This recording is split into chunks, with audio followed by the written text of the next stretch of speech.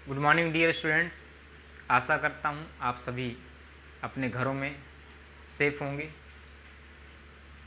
सब कुशल होंगे। आज हम क्षितिज गद्य खंड में लखनवी अंदाज इस चैप्टर का रिवीजन करने जा रहे हैं। तो लखनवी अंदाज एक प्रकार से दिखावटी बनावटी जीवन, उसके बारे में एक व्यंग है, पढ़ते हैं। तो लेखक को पास ही में कहीं जाना था। लेखक ने यह सोचकर सेकंड क्लास का टिकट लिया कि उसमें भीड़ कम होगी और वे आराम से खिड़की से प्राकृतिक दृश्य देखते हुए, किसी नई कहानी के बारे में सोचते हुए आराम से सफ़र कर सकेंगे। खैर, ट्रेन खुलने को थी।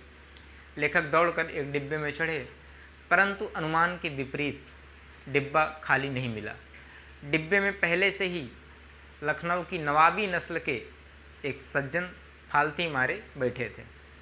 उनके सामने दो ताजे चिकने खीरे तौलिए पर रखे हुए थे।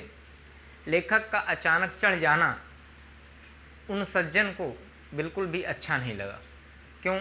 क्योंकि उन्होंने लगा कि उन्हें कि भाई इस तरह से मुझे सेकंड क्लास में सफ़र करते हुए ये देख लेंगे तो क्या सोचेंगे।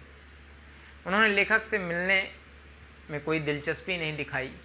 लेखक को लगा शायद नवाब साहब ने सेकंड क्लास का टिकट इसलिए लिया है ताकि वे अकेले यात्रा कर सके।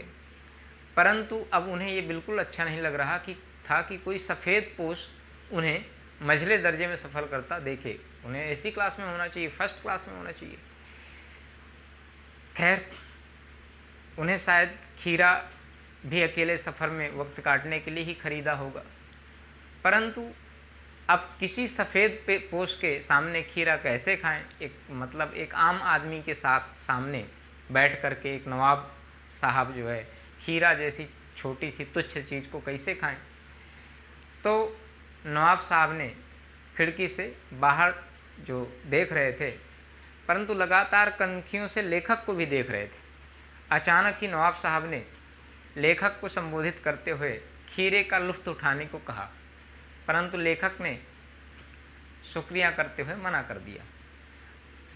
अच्छा, इसलिए मना कर दिया कि जब पहले नवाब साहब ने कोई मिलने में लेखक से दिलचस्पी नहीं दिखाई, इंटरेस्ट नहीं दिखाया, तो फिर लेखक क्यों उनका खीरा का जो प्रस्ताव है उसको स्वीकार करते, खीरा खाने का।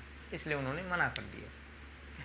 खैर, उन्होंने बहुत करीने से, बहुत ढंग से खीरे को काटा, फिर उसको धोया और धो करके छील काट करके नमक मिर्चा उसमें बुरका और तौलिए पर सजाते हुए पुनः लेखक से एक बार और आग्रह किया खाने के लिए। किंतु एक बार मना कर चुके थे, इसलिए आत्मसम्मान बनाए रखने के लिए दूसरी बार भी पेट खराब होने का बहाना बनाया। अच्छा, वो लेखक को इसलिए ऐसा बोल रहा था बार बार नवाब, ताकि वो चाहता था कि मैं इस कर्म में इसको भी शामिल कर लूँ। चूँकि खीरा खाना बड़ा तुच्छ कर्म है, बड़ा हीन कर्म है, इससे बदनामी होती है, तो इसलिए मैं इसको भी, लेखक को भी शामिल कर लूँ तो ये भी मेरे गुनाह में गुनहगार हो जाएगा बराबर का।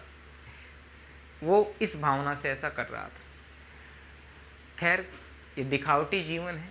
खीरा खाने से कोई व्यक्ति अमीर या गरीब नहीं होता, उसका स्टेटस सिंबल नहीं होता है। अब वो चूँकि नवाब है तो नवाब ये शो करना चाह रहा था कि मैं खीरा नहीं खाता हूँ, बड़ा नवाब हूँ। तो लेखक ने मन ही मन सोचा कि मियाँ रईस बनते हैं, लेकिन लोगों की नज़र से बच सकने के ख्याल में अपनी असलियत पर उतर आए। नवाब साहब खीरे की एक फाँक को उठाकर होंठों तक ले गए, उसको सूंघा।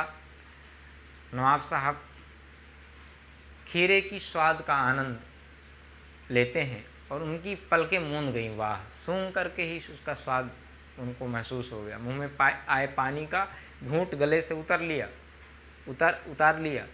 तब नवाब साहब ने फाँक को खिड़की से बाहर फेंक दिया। एक एक खीरे की एक एक फाँक को उठाते, सूंघते, लंबी डगार लेते और खिड़की से बाहर फेंक देते।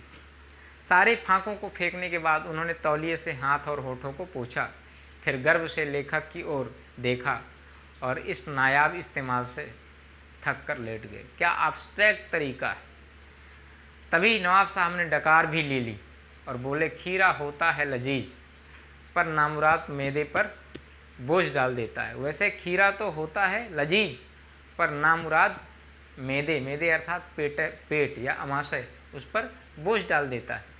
यह सुनकर लेखक ने सोचा कि जब खीरे की गंध से पेट भर सकता है, डकार आ सकती है, तो क्यों ना बिना विचारे, बिना घटना, बिना पात्रों के, बिना कथानक के कोई नई कहानी की रचना हो जाए।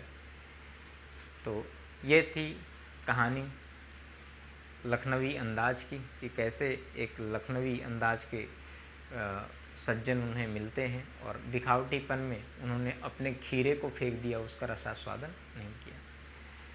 आज भी आपके आस पड़ोस में ऐसे बहुत सारे लोग हैं जो बनावटी ज़िंदगी जीने के चक्कर में वास्तविक और सुखद पलों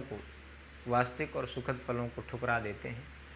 तो ऐसे नहीं करना चाहिए, हमें वास्तविकता में जीना चाहिए। तो आप पहले भी इस चैप्टर को पढ़ चुके हैं। ये रिवीजन पॉइंट ऑफ व्यू से हमने जो एग्ज़ाम से रिलेटेड हैं फैक्ट्स हैं उनको पढ़े। अगर फिर भी आपको कहीं पर कोई डाउट्स हों या कोई क्वेरी हो तो आप निश्चित रूप से मुझे पर्सनली या पूछ सकते हैं या कमेंट बॉक्स में पूछ सकते हैं। Okay, thanks for watching, have a nice day.